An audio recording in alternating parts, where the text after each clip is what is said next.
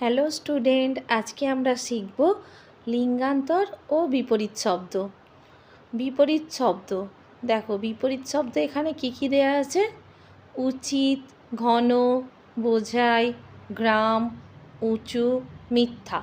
উচিত বিপরীত শব্দ অনুচিত, ঘন বিপরীত শব্দ পাতলা, বোঝাই বিপরীত শব্দ খালি, এরপর গ্রাম বিপরীত শব্দ শহর, উঁচু বিপরীত শব্দ নিচু, আর হচ্ছে মিথ্যা বিপরীত শব্দ সত্য। বুঝতে পেরেছো সবাই বিপরীত শব্দ? তাহলে এবার শিখবো আমরা লিঙ্গান্তর। পুংলিঙ্গ, স্ত্রীলিঙ্গ। দেখো, চাচি স্ত্রীলিঙ্গ, চাচা পুংলিঙ্গ।